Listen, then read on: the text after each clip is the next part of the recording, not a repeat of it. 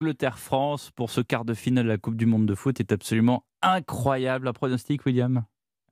Si la France gagne ce match, elle gagnera la Coupe du Monde. Ah oui, d'accord. Voilà. Donc c'est C'est après. ça mon pronostic. Ouais. Je pense que l'Angleterre est l'équipe la plus forte.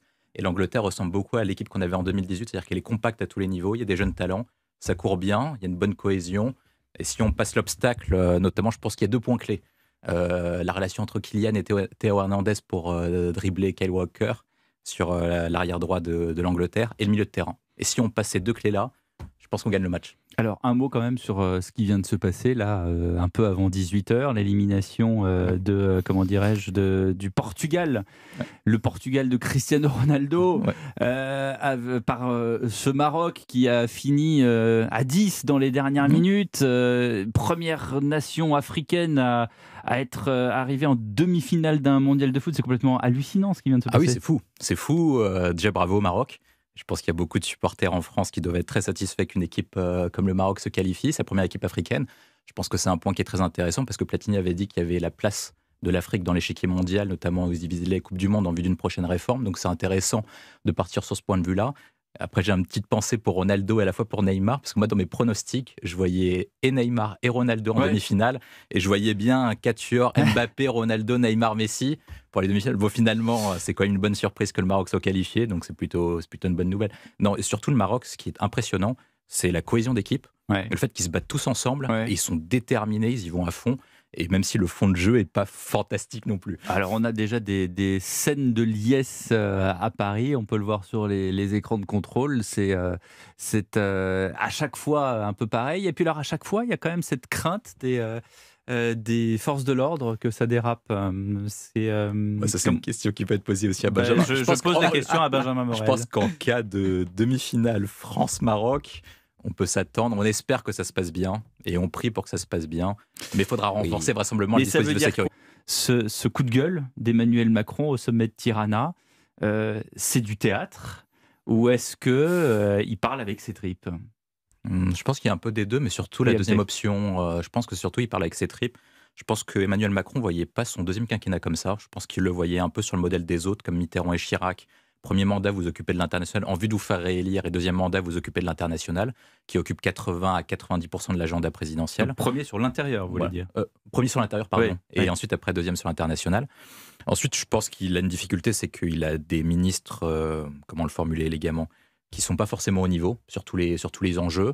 Et je pense qu'il a compris le point essentiel, c'est-à-dire que son quinquennat peut basculer sur un point précis, comme en 2018, sur la question du carburant, de l'énergie, parce que ça ravive toutes les fractures qu'on a en France. C'est-à-dire un sujet fédérateur quotidien, qui réunit la fracture sociale qu'avait parlé Marcel Gauchet, Emmanuel Todd en 95 et qui a fait le slogan de Jacques Chirac, une fracture territoriale montrée par Christophe Guilluy, même une fracture identitaire, parce qu'en fait, vous faites un choix. Fracture dont parle Frédéric Dabi également, très bien dans son dernier livre. Également, parce qu'en fait, toutes ces fractures-là sont réunies, et ceux qui subissent les effets de délestage sont principalement les zones les plus défavorisées, dans la mesure où les principaux cœurs économiques français, vu que c'est un pays centralisé, sont en région parisienne. Et donc, si par cas vous avez un phénomène de délestage, les personnes diront toujours la même chose. C'est toujours nous qui payons depuis 30 à 40 ans, et c'est principalement ce que moi j'appelle la classe moyenne, qui est le nouveau tiers-état français dans la Ve République. On vient à cette histoire assez ubuesque qu'on découvre que, alors, on avait évidemment conscience des jardins des Halles, du crack dans le 18e arrondissement de Paris. Maintenant, on apprend que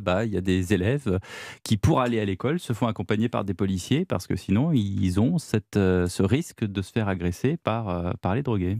Oui, il y a de plus en mais c'est pas uniquement dans ces zones sensibles. Il y a un vrai sujet autour de l'école, même au sens plus large. C'est-à-dire qu'il y a une véritable inquiétude des parents quand vous regardez à peu près, je vais pas parler sous le contrôle de Benjamin Morel, les écoles de proches banlieues, les écoles de territoires plutôt périphériques. Ça veut dire que les parents sont véritablement inquiets parce qu'il y a une véritable accumulation des dangers. Je pense que l'école devient petit à petit un territoire perdu de la République, c'est-à-dire que vous avez l'école au sens général, l'école classique, l'école républicaine, c'est-à-dire que vous avez à peu près les mêmes problèmes.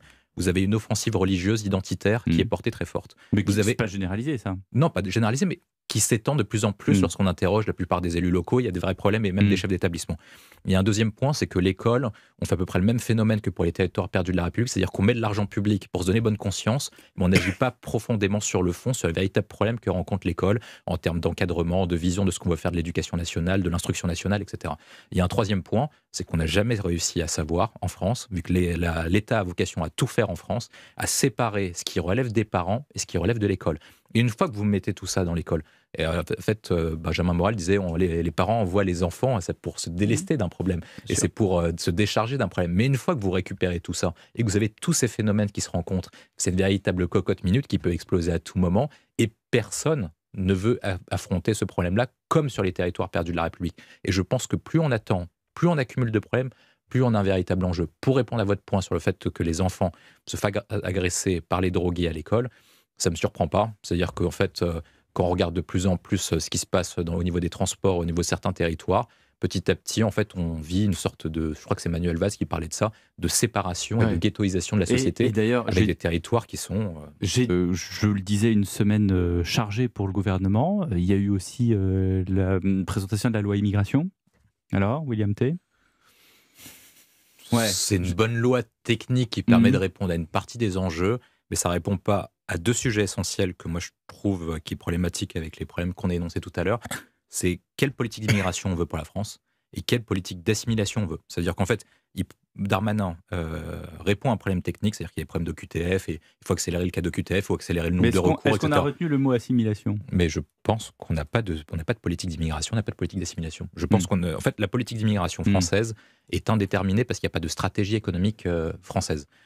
Quand vous prenez la politique migratoire aux États-Unis, ils se font une guerre des cerveaux quasiment honteuse pour attirer les meilleurs talents en Asie, en Inde, etc. Parce qu'ils ont une politique qui est ciblée pour ça, une politique d'enseignement supérieur et d'immigration qui est ciblée sur les très hauts profils et les très hauts cadres. Quand vous êtes enseignant, notamment les grandes écoles d'ingénieurs, vous savez que vos meilleurs élèves ingénieurs vont se faire attirer par Goldman Sachs, par les meilleures universités anglo-saxonnes. Et nous, comme on n'a pas de stratégie économique, que ce soit du haut de gamme, du milieu de gamme ou du bas de gamme, et donc du coup on n'a pas de politique d'immigration qui soit collée pour. Donc je pense que c'est ça le premier point. Le deuxième point, c'est qu'ensuite il faut expliquer aux personnes qui viennent, soit par accueil, soit par détresse économique, soit par détresse de guerre, etc., que quand vous êtes migrant, vous n'avez pas un droit à foutre le bordel en France, tout simplement. Il faut remettre des principes sur quelles sont les règles d'accueil sur les personnes qui viennent sur le territoire national. Quand vous avez une personne qui vient sur le territoire national, elle vient pour différentes raisons. Parce qu'elle fuit un pays, pour des raisons économiques, etc. Mais il faut que nous, on définisse les règles qui sont nos impératifs et nos lignes rouges pour déterminer cela. Et après, je mets un dernier point dessus, que moi je trouve qui est beaucoup plus utile que tout ce que mettra Darmanin pour les OQTF, etc. Je pense qu'il faut changer d'approche, mettre en place des hotspots et délocaliser notre gestion de migrants vers un autre pays tiers. Ça, on en avait déjà parlé. Ouais.